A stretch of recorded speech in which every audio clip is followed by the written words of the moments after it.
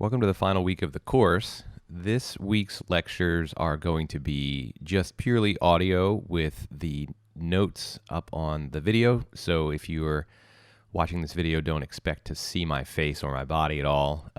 If that means you want to go and listen to the audio and just look at the notes, that would be the equivalent experience. This week, we're going to wrap up the class on interest groups by looking at the dynamics that impact how it is that interest groups go about doing their work, as well as kind of taking a step outside of the sort of more direct political activity, which has been the focus of the first 3 weeks of the class.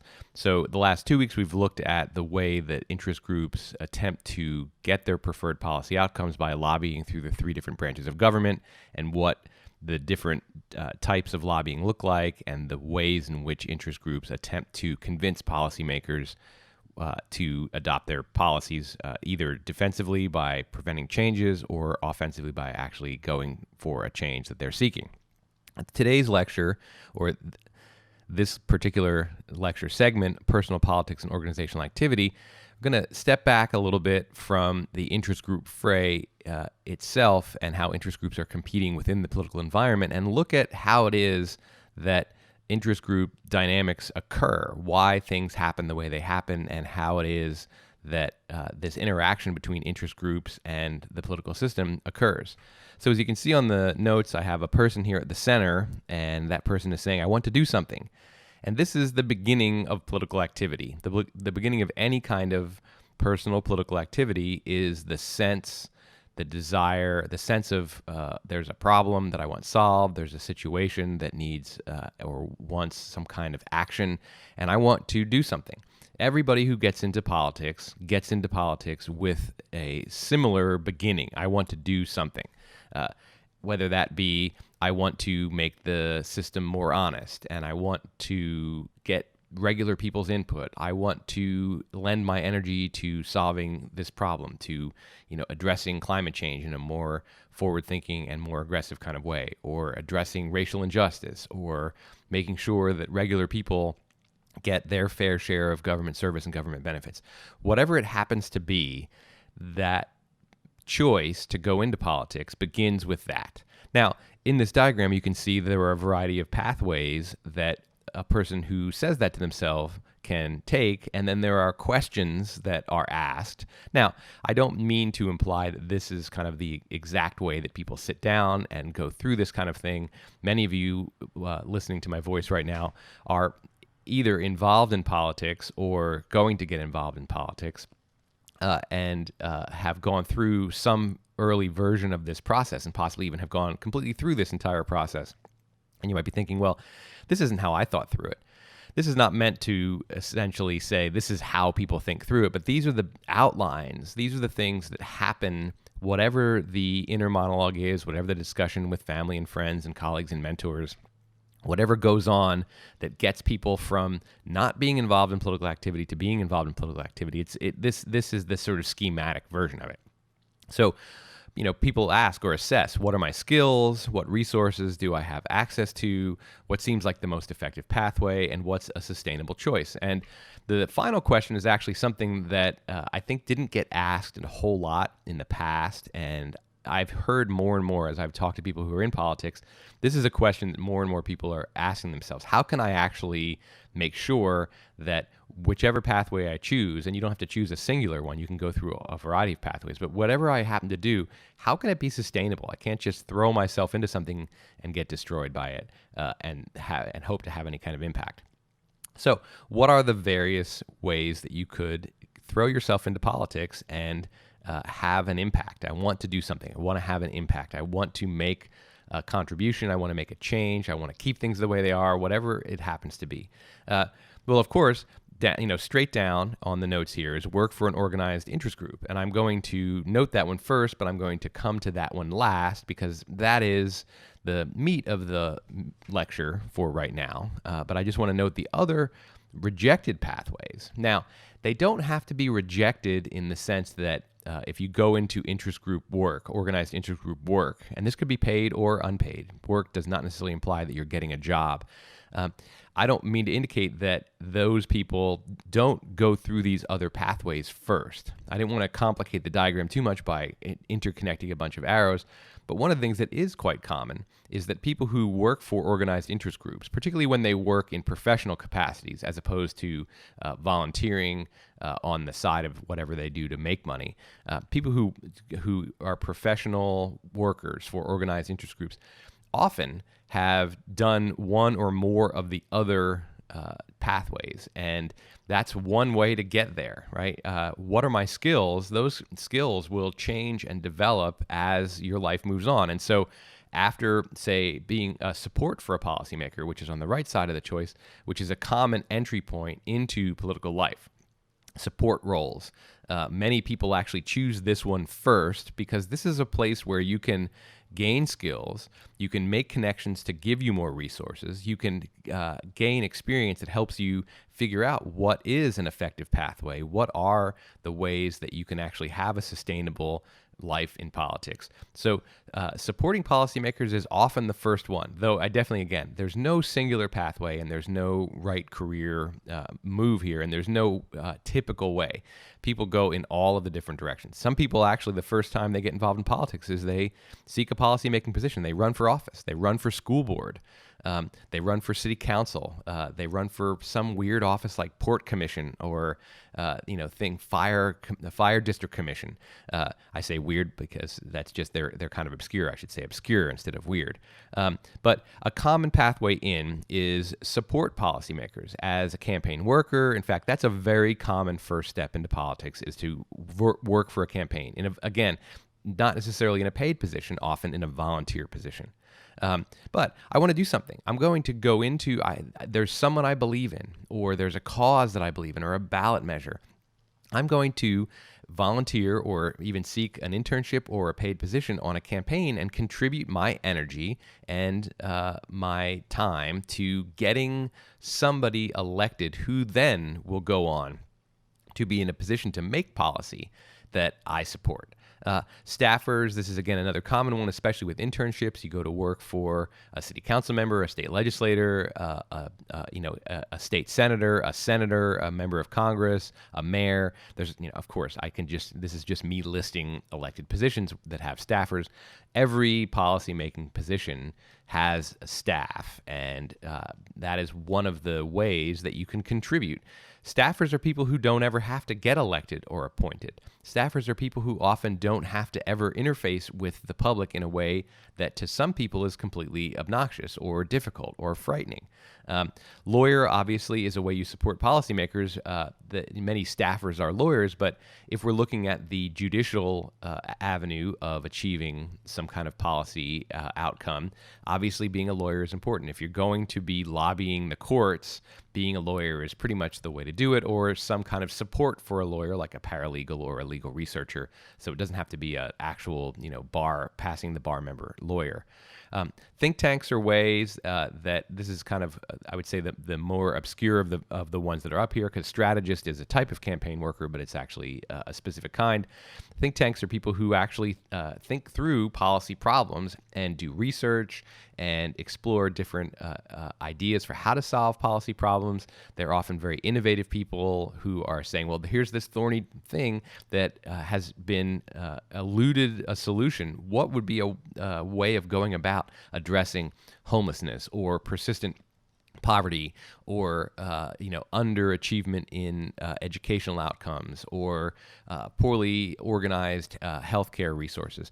Like, these are policy problems that are thorny, that have resisted or have evaded solutions, partially even possibly because of the politics of the policymaking process, but possibly just because there haven't been enough innovative solutions. There haven't been enough ideas, or the ideas that are going to move the needle in this particular area has yet to be explored. And so that's one way to support policymakers. Now, one of the things that does get people into seeking a policymaking position, which is the other pathway, is that they often are people who are like, hey, I have an idea, or this is a solution that has worked for me, or has worked in the private sector, or that I've come up with by talking with people or by working in wherever I'm working, and I want to get into the system so that I can advance this ignored policy.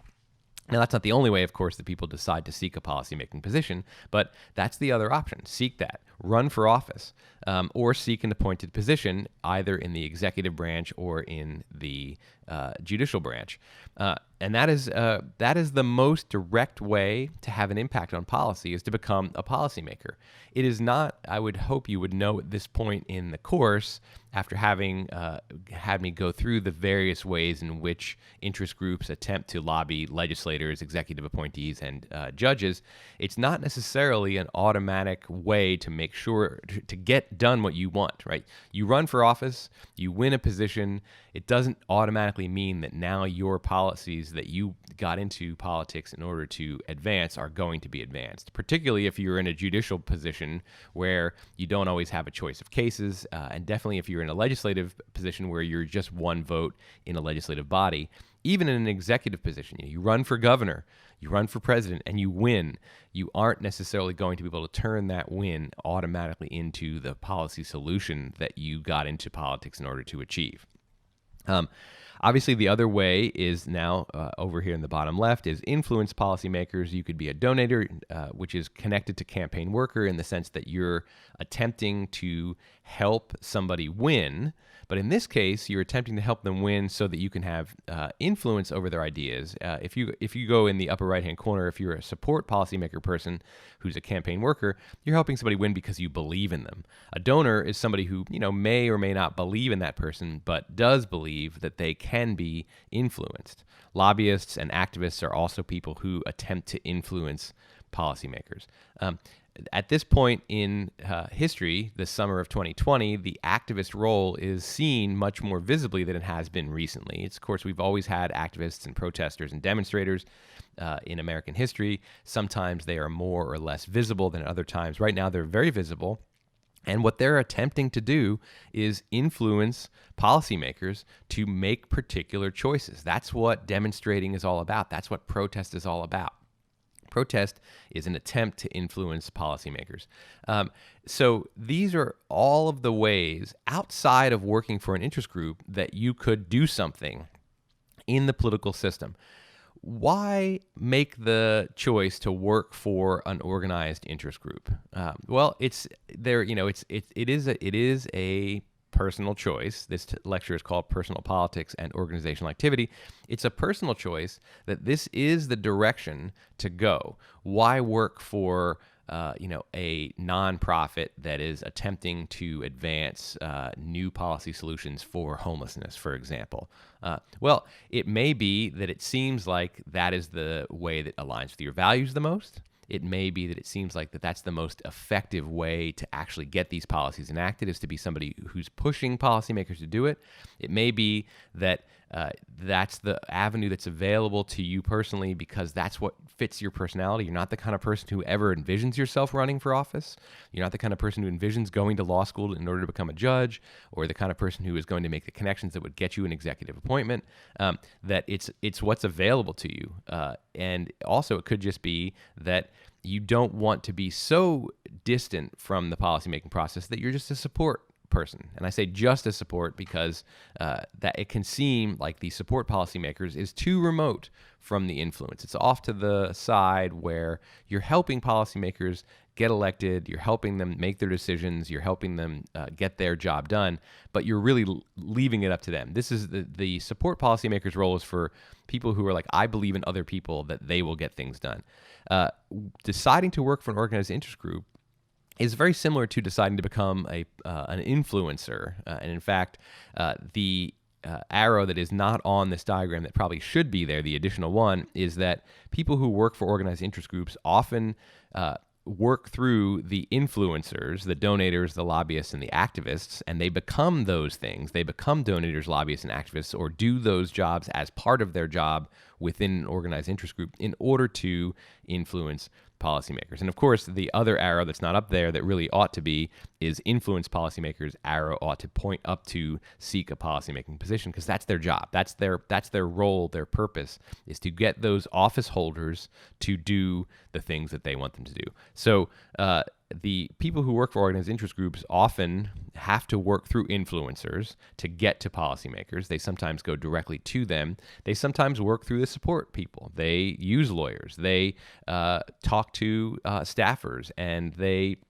connect with think tanks to get their ideas into the flow of policy innovations. So that's kind of the I would say the landscape of political activity, and then the different choices and the different kinds of like ways of what your day is like, or what your week or your life is like in each of these different realms.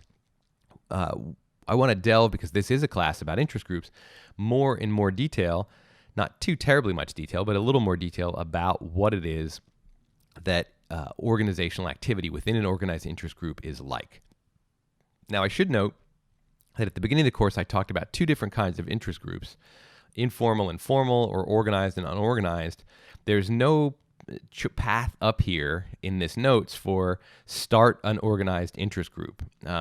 That's kind of implicit that, let's say you want to do something and you look around and there's nobody doing the thing that you want to do, or there are people doing it, but they're doing it in a way that you don't like.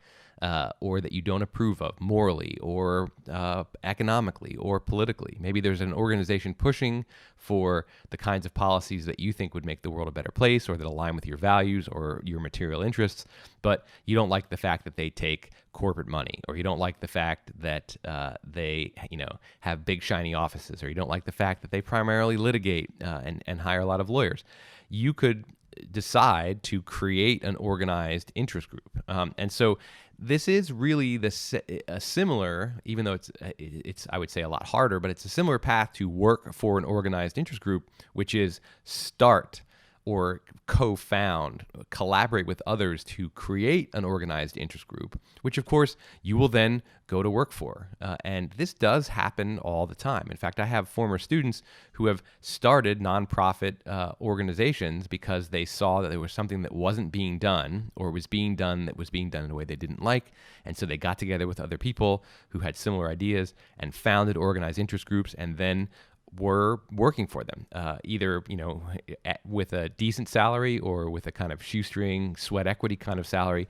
But that's when you see a hole in the organized interest group landscape and want to fill that hole for whatever reason, when you create an organized interest group, you are working for one. So that's the same pathway. Now, all of the same things happen whether you're starting up a new interest group or whether you're going to work for an established one.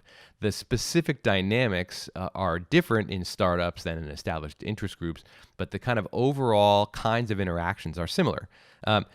Right there on the notes, it says cooperate/struggle with others. One of the things that is characteristic of all forms of political activity, because politics, as I've said numerous times, is a team sport. You are on a team, and teams don't always pull in the same direction all the time. They don't always just follow what the coach or the quarterback says. They don't all have an automatic unity of purpose and of intention. Like even on a sports team, like a professional sports team, you think, well, everybody on the team is, their goal is to win the games, win the playoffs, win the championship.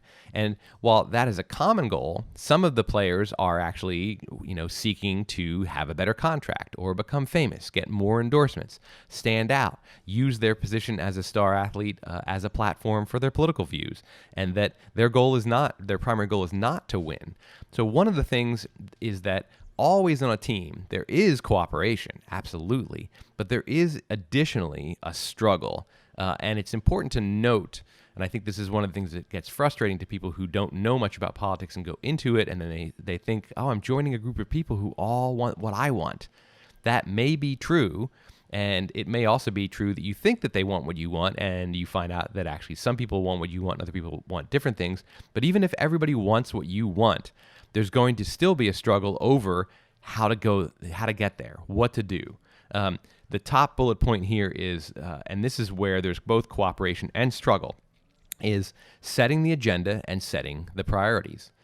Every organized interest group has a level of resources that are available to it either automatically, like, you come into an organization and it has funding, it has a budget, it has a mailing list, it has a certain number of volunteers, it has all of those resources in place, and it has an agenda for how to use those. You as a new person may have a different idea on what the priorities should be. For example, if you join an organization that is doing a lot of litigating, and your view is that what you really ought to be doing is getting your members and your resources aligned to testifying in front of state legislative committees that are aimed at pushing forward bills or blocking bills that are obnoxious to your group, that you ought to be having a more legislatively oriented agenda, using your resources in that way. This is always a struggle. And even, it's not that people even have different, goals or views. It could just be that they have different ideas. Someone says, no, I think the better way for us to work is to, find good test cases and support the litigation with our resources and our network of aligned lawyers. And other people might say, no, that's good. That would work. But I think we're better off actually marshaling our members to go and demonstrate and testify at committee hearings at the state legislative level, because I think that's where we're really going to get our wins. Those people could easily, have exactly the same heart, exactly the same goals, and just differ on their opinion on what the most effective method is. And I'm kind of jumping ahead here to the bottom bullet point, which is efficiently/effectively using resources. Everybody who works for an organized interest group wants to efficiently and effectively use the resources that are available to them. They just are going to have different ideas about how to do that. But I'm going to stay on bullet point number one, or not number one, but the top bullet point, setting agenda and priorities, because before you even think about how are you going to efficiently and effectively use your resources, you have to decide what is it at the top of the agenda. What are our priorities? Most organized interest groups have at least a decent range of preferred policy outcomes, and no organized interest group, however large, however well-funded, is going to be able to push forward on every agenda item with equal intensity and at the top of the priority list. There's always scarcity. No matter how much resources you have, there's going to be scarcity decisions. And that's what setting an agenda and setting priorities is about. It's about deciding how to make use of the scarce resources in the best way possible, but also which things to, when you can't have it all, which things to give to. There is, within interest groups, within offices of policymakers as well, within influencers, within lobbyist organizations, there are these same struggles. People are cooperating to achieve a similar goal, but they're also struggling with each other to decide which of the 6 things they want, which should go at the very top of the list. This happens particularly in parties. I've talked about this in, I believe it was I can't remember exactly. No, excuse me, that was in a different class. That was in the media class where I talk about how party leaders are the people in charge of a political party's agenda. You may join a political party and become an elected official in that party. You might get elected to Congress as a Democrat, but you cared about climate change, and that's what got you into politics. That's what got you elected by your constituents, and yet the party leadership puts climate change legislation further down the agenda than you would put it. Well, part of your job is to work your way up to a leadership position, not your job. Part of your task is to work your way up to a leadership position so that you can put that at the top of the agenda. Now, that jumps me down to leadership versus rank and file. And this is one of the things that does happen, is that who gets to set the agenda? Who chooses the priorities in an organized interest group? It is the leadership of that organization. It is not the rank and file members. The rank and file members, of course, have input, and they are, much like in any democratic society, they have an influence over policymakers. The leadership of an organized interest group are the internal policymakers for that organization, and interest groups display more or less level of democracy that the broader society does. Often the president of the interest group is elected by the members. There's a certain kind of internal democracy. Sometimes a lot of the leadership positions are actually paid professional positions. Those people are typically hired by the board of directors, which is elected, or by the president or the executive director. There are a variety of different forms that these organizations take, but there's some level of democracy, and the rank and file have an influence, but it's people who are in leadership positions who've decided, like, okay, I'm not just a member of this union. Actually going to run for president of my local chapter. Or I'm not just a person who is contributing to the ACLU. I'm going to seek to get a seat on the board, or I'm going to seek to get a job with the ACLU. And not just a job as a kind of rank and file lawyer, but as somebody who's helping to set litigatory policies. So the leadership are the people who are the ones who are setting the agenda and setting the priorities and making the decisions about how to effectively and efficiently use resources. So the interest groups themselves, in a way, they mirror, as I say, a variety of different forms, they mirror the broader democratic society in that there is a distinction between policymakers, who are the leaders who get to decide what the agenda is, and the essentially citizens or voters, who are the rank and file members. Now, one of the other things that happens in an interest group, and I discussed this a little bit in week 1, but I want to just bring it back here, is that interest groups are not just seeking to efficiently and effectively use their resources. They have to develop those resources in the first place to use them. Now, for an established interest group, the development of resources may already kind of have an automatic character. There are already fundraising mechanisms. There's the annual charity auction. There is dues coming in. There are grant writers who are writing grants. There are people who are speaking to large donors.